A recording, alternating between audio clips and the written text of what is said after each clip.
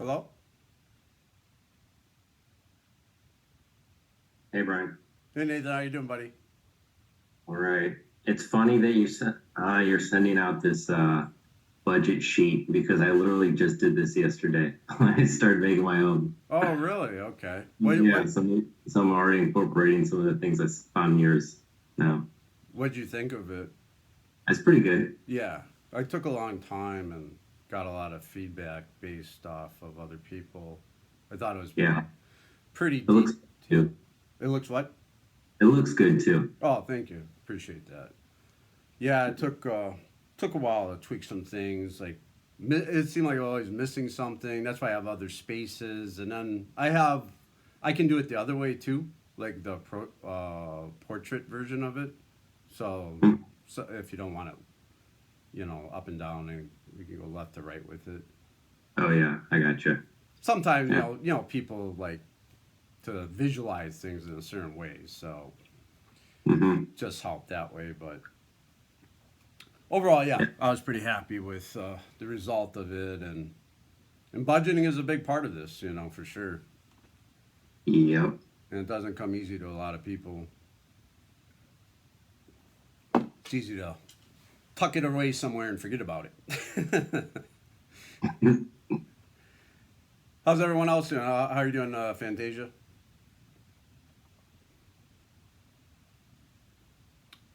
Do you hear me, Fantasia?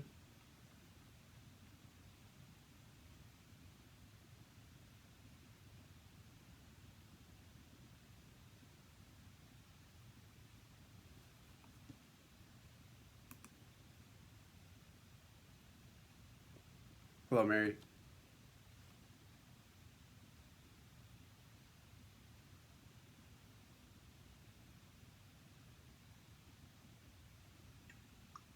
Hello, Mom. Hello. How you doing? Real good. Good. Enjoying the warm weather? Yeah. I'm sure everyone is loving it. I was at the mall earlier. A lot of people were there, avoiding the heat.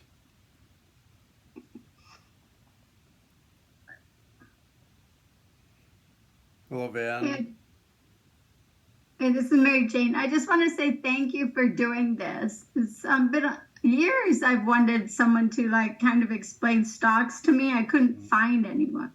Sure. Yeah, and that's kind of the story. It was pandemic, and I just knew the time was now, and I put a lot into it. And then as I just started getting really good results, I started talking to people, and they were doing good for a while, but then they kind of squandered what they did have in gains, and all this other stuff. And then just people that said the exact same thing you did to me.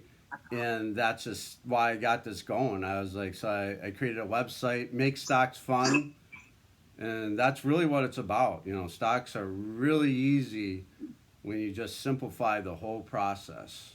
And media's out to confuse you, and you hear a bunch of stuff on the street, and that's why it really helps to have somebody solid with good foundation and great fundamentals, and I'm here for your backbone so we can carry through week to week and things like that. I like to think of it as a gym. You might not where all the equipment is and all this, but do you know your diet? Do you know how your body reacts with certain things? Do you know the in and outs? That's where a trainer comes in.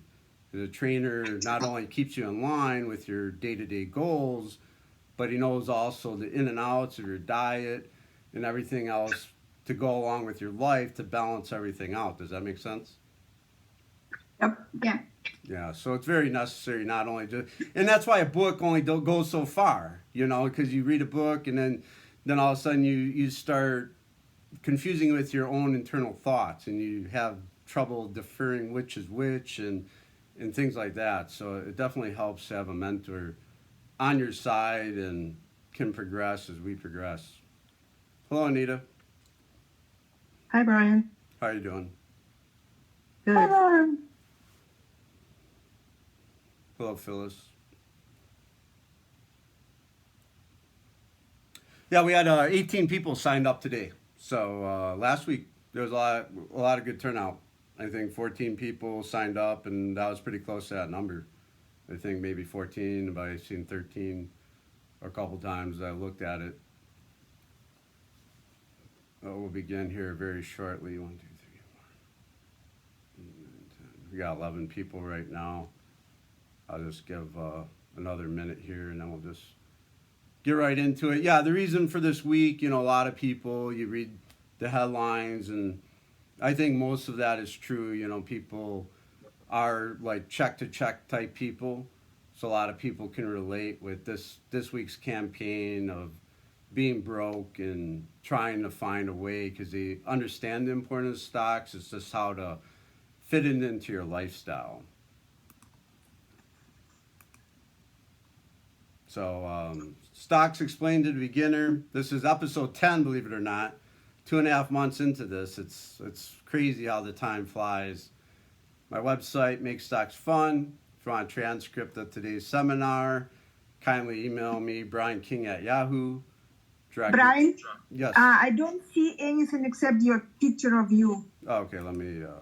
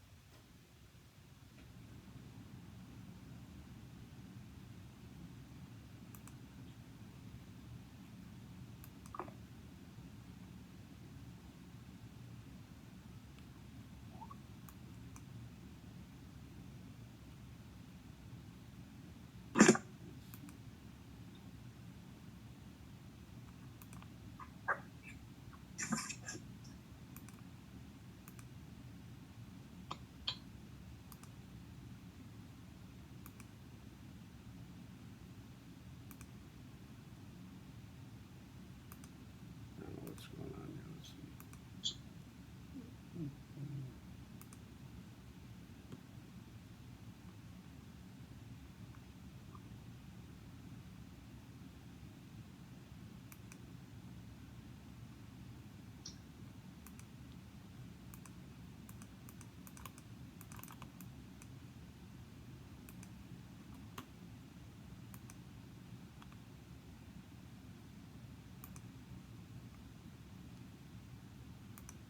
Okay, how's that? That's good. Okay, sorry about that.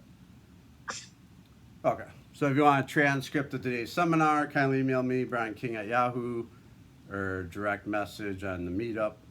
Appreciate all of you to be here. I know how many options you have and everything else going on. I think it's really important to learn this stuff, and as a bonus, I threw something in for you, and so stick around to the end and we'll go over that.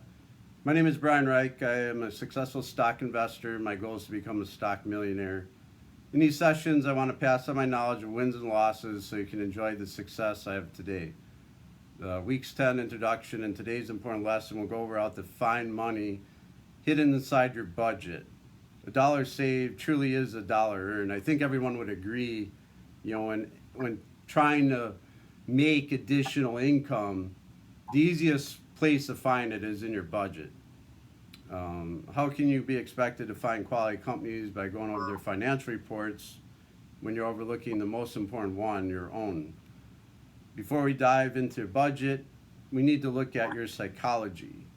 The important reason for why you want to have stock success. And some examples of that, you want passive income to supplement your full-time job? Or are you providing for a loved one? Are you providing for your kids? Maybe you want your kid to go to college. Do you want a new car? Or maybe it's quick money. Or do you want leverage in case you lose your job? Financial security or financial independence are some of the top reasons that people may have to want to do this. Whatever your reason is, jot it down and try to keep it in front of you. Put your goal in the bathroom mirror so you can be reminded of what you're trying to achieve every day. You know, I wanted to be a stock millionaire. Why? I want to have peace of mind and change the world for the better. I know this world there's a lot of hate, and there's some things that I don't agree with or like. I truly believe we're in the greatest country in America, but you know, some things with politics and other things I find corrupt, and I think, you know, I can eventually change as I grow in popularity. So I like the fun concepts that bring people happiness. That's my big why. My goal is to make this a better place while I'm alive and well. This keeps me on track and wanting to hit my goal. Right now, I fund Scammer Payback. He's a YouTuber, and he prevents hackers and fraudulent teams from scamming innocent people out of their money. They, you know, so basically, there's a lot of people, like in all different countries, and they come up with these scams to get people, you know, from their social security checks and things like that. So his mission, his primary goal with his channel is just to stop the corruption. And every month, you know, I help fund his endeavors. To win with stocks, you have to set up your psychology in the right way. You have to be driven and motivated to stay on the path and set up goals. If you are close to broke, I would write down a goal like on my first stock trade, I'd like to see an annual percentage of 8%, or I would like to double my money. Always have the big picture in mind through your trades, so they do not seem independent of themselves. Does that make sense? Make sense, guys? Yes. Yeah, that Yeah. way, you know, Yes. that one trade you might lose focus. You might say, well, big deal, I make 20%, or, you know, big deal, so what, I lost 10, you know. But if you have the big picture in mind, then they'll help gain focus to your short-term and long-term goals. Key concept I learned is reverse engineering. It wasn't explained to me at all. I didn't read it in a book. What happened, basically, you ask yourself, you know, like where you like to be in retirement, or, you know, in 10, 20 years from now, and you make up a dollar amount, or maybe you just want like retirement home, maybe up north. So when it gets hot, you have a cool place to travel.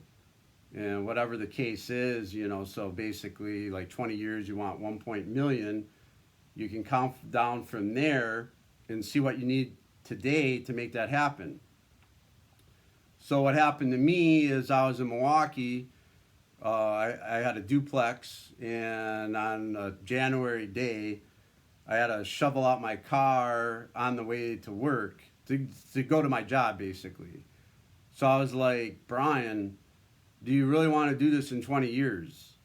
Do you want to be older, where you're not might be as healthy, or you might have health problems, and go outside in bitter cold and de-ice your car? So I thought about it, and I was like, no. You know, I much rather, instead of working on my snowblower, I'd rather play on a jet ski in Lake Havasu. And that's kind of where this concept came to me is, you know, winter after winter, I was thinking this in the back of my head, you know, how long do I want to shovel snow and do these things when I know people aren't living like this?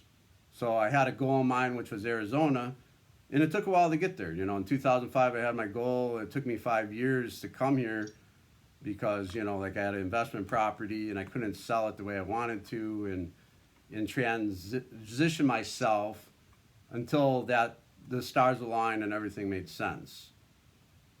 So your mind is a very powerful device. You can be your worst enemy. Simple exercise I learned in the $1 Million Mind. Take a moment and say this. You point to your head and say, I have a millionaire's mind. I am smart, and I accomplish what I set out to achieve. this is necessary in today's world. You know, every news blips, your boss, maybe even your spouse or what have you, you know, they just might say something or a friend might annoy you. So to keep on track, you know, I say this at least 3, 5 times a day. You know, I point to my head and say that I am brilliant, I have a millionaire mind, and just reward yourself. Give yourself a pat on the back for the good that you do. The big takeaway from this week's lesson is to value money. Save it versus gambling it. Save it versus throwing it away. You know, that money can be worth so much more through compound interest. Compound interest has to be the eighth wonder of the world. Money is wonderful and it can do wonderful things for people. You should want an abundance of it in your life. And that's what, you know, makes me motivated to save my money, because I know in 12, 15 years, my little snowball I'm creating today will turn into a gigantic boulder. And I have already felt it in a short amount of time. Like I said, 2020, I primarily did my big investing, got my big results, and now I'm kind of already at the top, enjoying the ride on the way down, watching my snowball turn into a gigantic boulder. And your budget, so what I've done for you is I set up a budget sheet. This is basically on the notes for this week's meeting, so everyone has access to this. And basically, it's just your monthly income coming in versus your expenditures. And as you go over this, and it's not a day thing, you know, it's really, you know, week, month, year, you know, every month you're paying bills. And if you look at it and study it, what goes in, what goes out, you can ask yourself, well, maybe there's a better auto insurance rate for me. Maybe I spend too much time maintaining my car. Maybe buying a new one would be better. Trading it in would be better. Or, you know, this lease just went up. Maybe there's another lease out there. And I can help you. I feel like, you know, I'm really good at saving money, and I'm really motivated by it because I see my investment dollars go hard at work. They work just as hard as I do at my job, and that's the way it should be. So if you define some assets, what would be some examples? Just throw some out. House, car. Yeah, a house can be an asset, can also be a liability. Hmm. But example of a house, how could a house be an asset? If it goes up in value, you own it, right? Because hopefully it goes up in value. Right. Maybe you leave and you rent it out. Airbnb might be an example. Maybe there's an extra bedroom. Maybe you lease it out. Maybe if you don't trust people, maybe there's a relative. You give a lease to one of your bedrooms you're not using. There's a lot of different ways, and if you think you're maximized, I would encourage you to go on YouTube. I'm always blown away. Like I see people live in storage facilities, you know, and I'm not saying doing it forever. You know, they just do it for X amount of time to save and just reconstruct their lives for the short term. It's just simple things like that. You don't have to go that extreme, obviously. You know, with stock, it's really something simple because, you know, like I showed you stocks last week that are literally like $10, and you could add that to your bills and just make it like a bill that you pay every month. Any other examples of assets?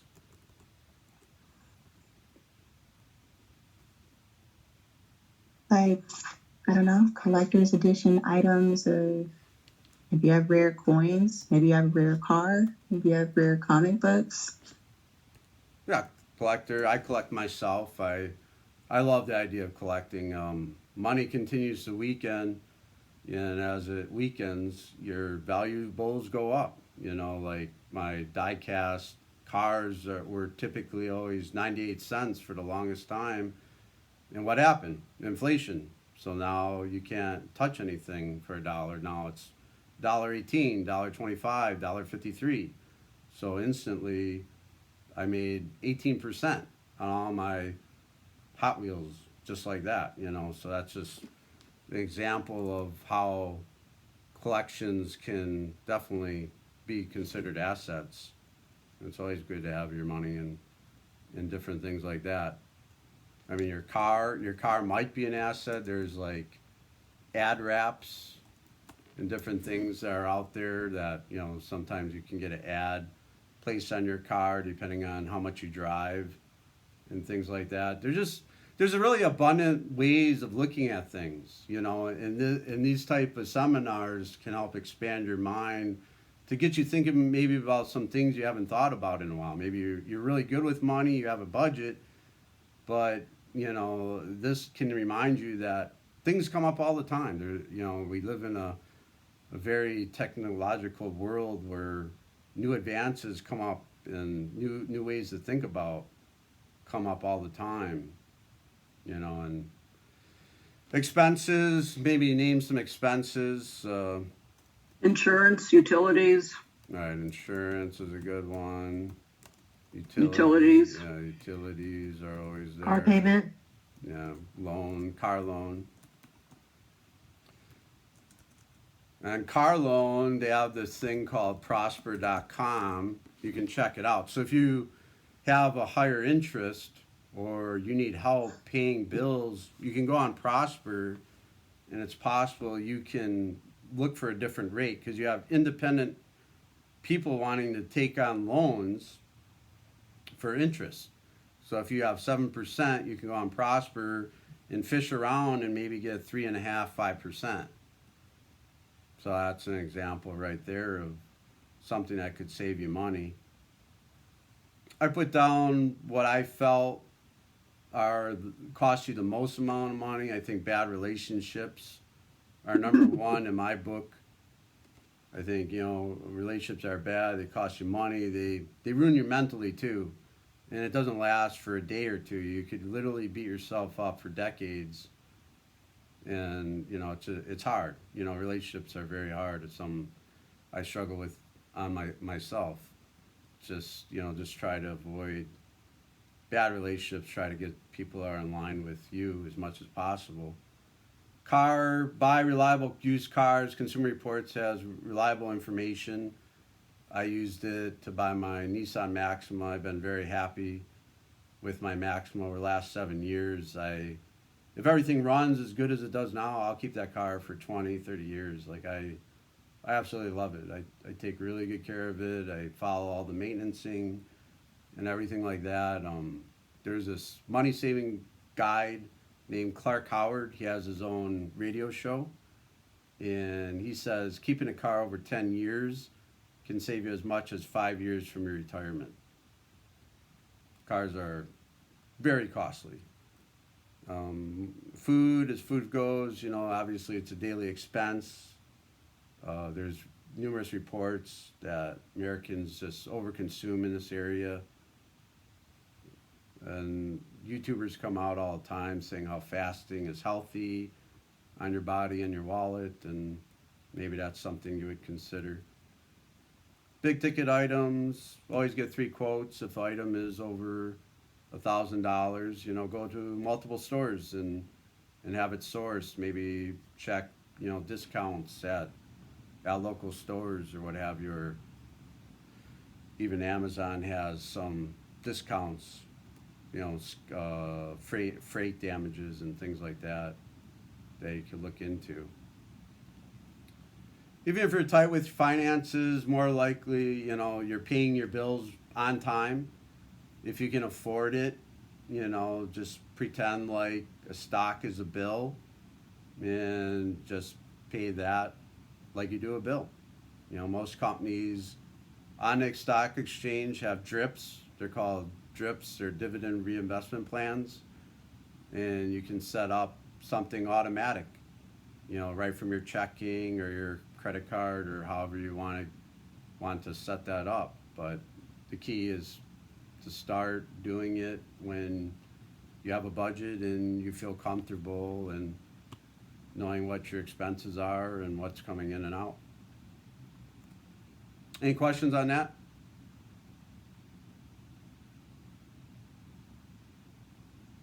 Do you think shopping at Costco helps people? You know, they say you're buying with a bunch, but every time I go there, I spend a ton of money.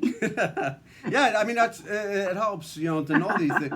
Right. I mean, it really, that's why, you know, with this budget, I mean, you can put down get the food you're buying and just keeping track of it. You know, keeping track of your receipt, you know, making some lines and then ask yourself, is Fry's, you know, because you're paying obviously for a yearly membership, right? So if you can save money and go to Fry's or go to even one of those farmer markets, even, you know, where you just pick and choose what you want instead of buying in big bulk, where maybe the big bulk items go to waste.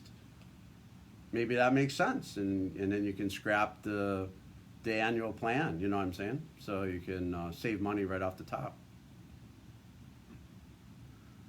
But that's good. You always want to just go over these things and just get better as you go on. Can I add something about Costco actually? Sure. So I just think that people assume like every deal at Costco is good, and it's like you just have to price compare. So when it's like non-perishable items at Costco are on sale, it is going to be better than the grocery store, or like the gas is always going to be cheaper at Costco. So like if you save money that way, I think the membership is worth it. But like Brian said, you may be able to get certain things cheaper at like your local farmer's market or at Fry's, like when they're on sale there. So it's like any other place. You just kind of have to price compare. Absolutely. That's a really good point, and I totally agree. You know, the only way you know these things is checking coupons and just comparing it with what you got. You know, that's how you know you have the best deal, right? You compare it. You analyze it and make sure it really is that way month in and month out. Because over long term, who knows, you know, Costco might have problems keeping up with Amazon. They might have to raise their prices or what have you. So it's always good to have a budget and just keep a day-to-day track of it as best as you can. And like I said, you know, saving money has to be the easiest way to make money. You know, it's not easy. You know, all these people say, you know, go on this app and do a survey, make $200. You know, we all know that's not the case. You know, it's better if we can just look at our budget, save a few bucks, and do it that way, right? So are we cool with everything so far? Is that all good? Yes. Any questions or anything? Yes. So what I thought of bonus material, you know, now that I feel we have established community with awesome followers, I'd like to officially name you as investors. You know, we've been doing this 10 weeks, learning as we go, and we're always going to be learning as we go. Community hopefully gets stronger, and I'm here to embrace that. Is anyone here familiar with paper trading? That term, paper trading? No. Okay. So paper trading allows you to play the market without risk. So if you attended last week, I'm going to hook you up with 10 paper shares. And every week you show up, you know, you'll earn 10 shares as well. After all, time is money. So basically, every week I'll have a spreadsheet like that. And as promised, you know, I'm going to share with you the stocks I told you about, and they'll be right here as well. And I awarded everyone with their 10. I'll give you 10 this week. And basically, I'll give you until Wednesday to comment in the event message field on Meetup, and just I'll mention the 10 stocks we went over, but you're able to pick any stock you want. And if you don't pick a stock by Wednesday, then I will randomly select one for you, one of the 10 companies that we discussed. Does that make sense? Yeah. Okay. So what this will allow you to do is you'll learn and everything will be the same. You know, I'll figure out the dividends, and you'll watch weekly thing. I'll allow you to do one trade per week per user. So you know, if you don't like the stock you select and you want to sell it, that's fine. You can sell it and pick up a different one. That's totally up to you. I just want you. This is a fun way that you're gonna learn how stocks can work for you and not take any risk. And you'll see how we track it, and we'll learn all the upside with no downside. So we'll have fun, we'll have games, we'll talk as a community, and I'll even offer contests with real cash rewards. And I'll think about how that'll play out, and I'll announce that next week. But I think that's a very good idea, and you know, this is your community as well, so you can chime in if you have any suggestions or anything like that. You know, we just want to grow it together. Does that make sense? Yes. Great. Very cool. Well, I appreciate everyone for being here. Was there anything else before we go? Anything?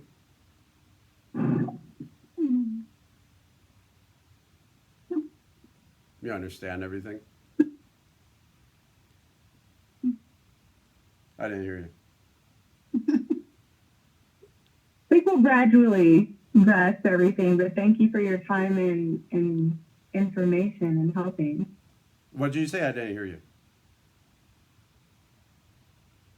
I was just telling you thank you very much for your time and information. Oh, you're welcome. I appreciate that. Yes, thank you. Yeah. Thank you, Brian. Yeah, no problem. Yeah, and the more, you know, we contribute, the better it'll be for everybody. And we can learn week in and week out, and you can see how stocks can be an asset to your life. Thanks, guys. Have a great day. Enjoy the rest of your weekend. Thanks, Brian. Brian. Bye. Bye. Bye. Thank you.